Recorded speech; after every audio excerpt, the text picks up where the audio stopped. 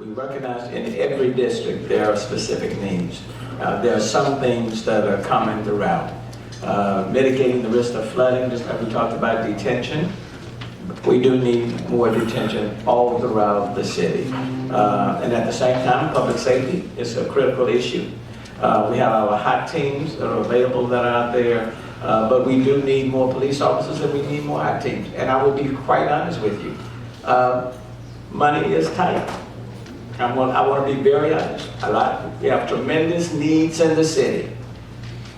But for people, I want you to know, we don't have the dollars to do all of these things.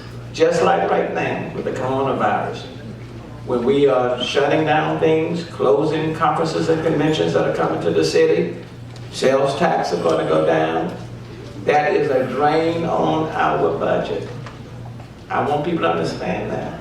So I'm not going to stand before you and promise you the world when the dollars are not available to do all of these things.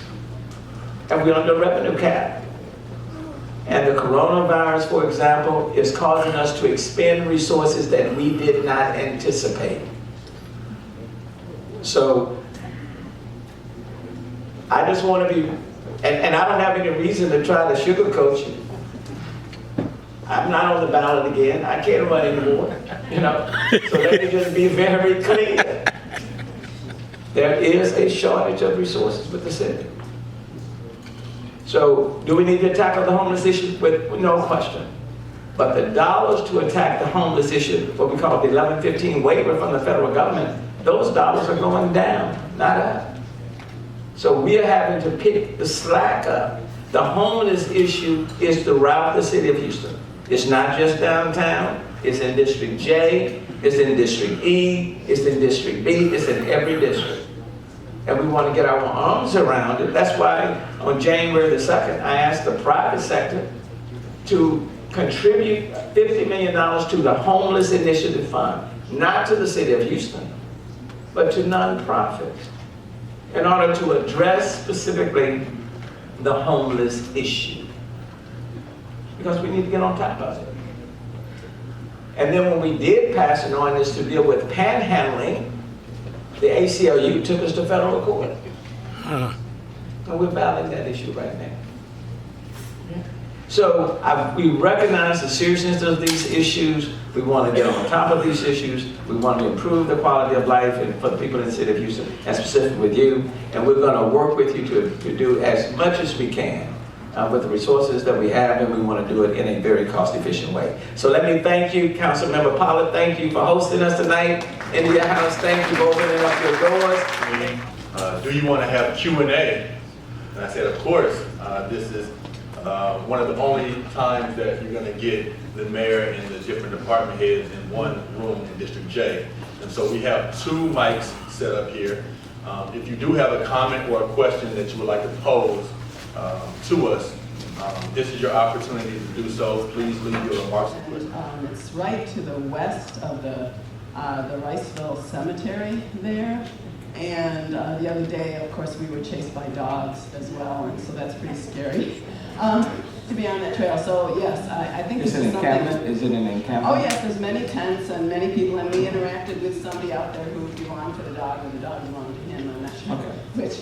But anyway, yes, if so, that could be looked into pretty quickly. That would be very beneficial because a lot of folks use it, and it's felt very unsafe at that moment.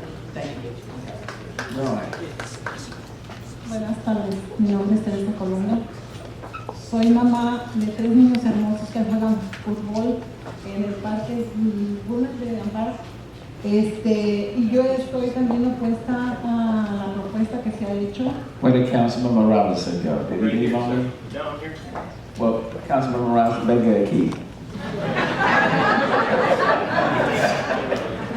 Pronto. Okay, now go again.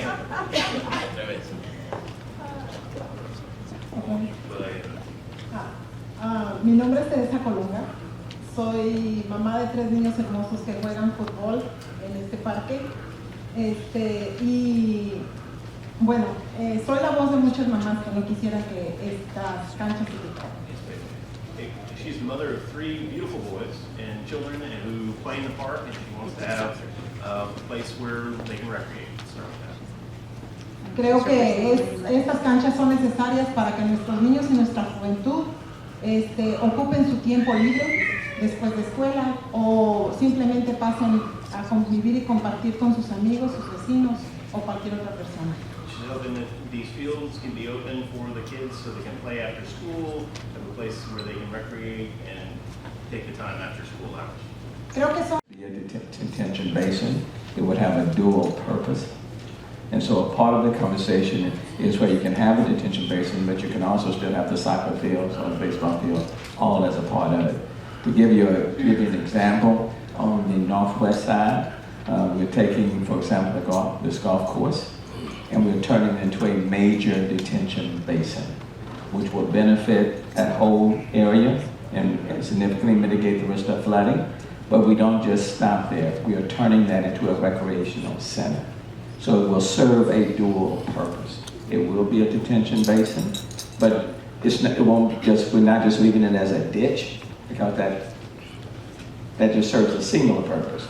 But we are taking advantage of that and turning it into a recreational center for families and for kids. When you look at it again, it will be totally different. So that's one way of looking at it.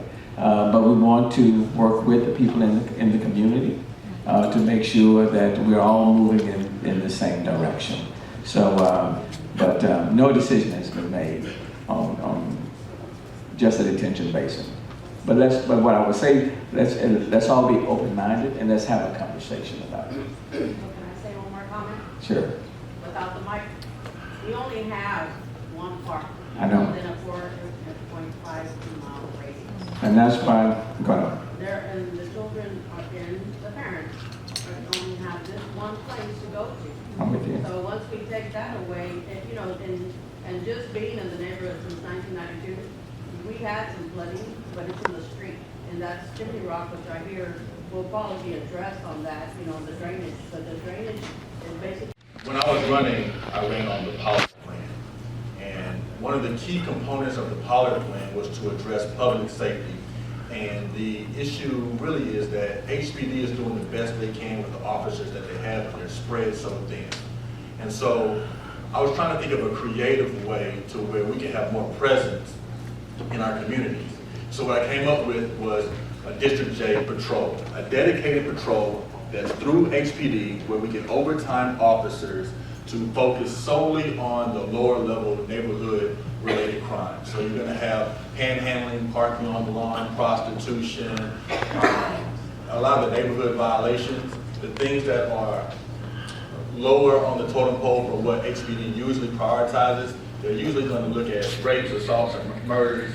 And then when it comes to panhandling, they're gonna get to that whenever they can get to it. So what we wanna do is have a dedicated patrol that focuses solely on those type of issues. What we've already done, my first action in office, was to reach out to HPD and see how we can put that patrol division together. And they have agreed to allow us to use our service fund dollars, which are discretionary dollars every district council member gets every fiscal year for different things in the community. Usually a lot of times your district council member uses those service fund dollars for projects. I want to use it on personnel. And so we're going to have not only dedicated patrol, but we're going to have dedicated code enforcement officers for the multifamilies. But to address your specific issue, we're in the process right now of purchasing Polaris vehicles, which are off-road, on-road vehicles that HPD will have to patrol those areas off the 59 corridor. And they can't be pulled for high crime reasons. They have to stay in the neighborhoods. And what we're going to do is purchase those vehicles now. When the next pot of money And comes that is street rehabilitation. We know streets are bad in the city of Houston. And so the goal is to really ramp up our street rehabilitation program such that at the end of 4 years, you will see a noticeable improvement. And we know in this particular area, there are a number of people who are walking or riding their bikes. And so having safe streets, it's not just about street rehabilitation, but having safe streets as well, and the goal is Vision Zero. So there are a number of things that we intend to address. So let me yield. I'm gonna be here for the entire time and turn it over now to Carol Haddock to start talking about some of the projects. Oh, I also want to acknowledge Takasha Francis. Where's Takasha? Department of Neighborhoods. Takasha is right back there on Department of Neighborhoods. And Tom McCaskey, where's Tom? Tom is over there with housing. And so at the end, from Department of Neighborhood to housing to planning, complete communities, all are here to address and answer any of your questions. And if you're a City of Houston employee, you'll just raise your hand. Chief of Staff is here. Marvelyn Hunter, Vic Ayers from Fleet is also here. You know, Andy Eakin, the Chief Economic Development Officer is here. James Koski, the Deputy Chief of Staff is here. Richard Vira over our General Services Department is here. So there are people here from many different departments, and they can also respond to your concerns. It is on inventory of things that we have in supply. And on Saturday, 3 o'clock, I don't even think I told the councilman, Saturday at 3 p.m., we sent over 10,000 N95 masks to the medical center that the City of Houston had in its inventory, while still retaining N95 masks for our first responders and city personnel. So we've been preparing for these moments, and we're working in collaboration, and then we're monitoring things to retch up, then we'll go to the next steps. Okay, so that's where we are. So your council member wanted to make sure that we gave a report. I want to say, I want to thank him. He wanted the information to provide to people in District J, and then we can answer any more questions that you have after the fact. Now, let me just move on to police.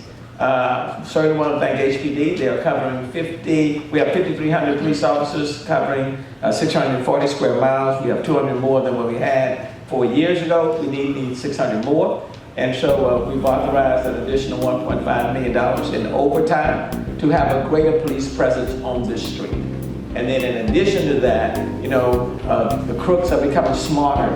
And so they're wearing all type of things to conceal who they are. So we need to supplement the overtime with technology enhancements. And so that's another $8.2 million, which I'm asking the philanthropic community to underwrite that cost. And so we're dealing with that. And then I want to thank our firefighters. They've been responding quite a bit on the spot on many different events that have taken place. So Chief Payne, thank you for the firefighters and what they continue to do. Very much appreciated. And that's one heck of a fire chief.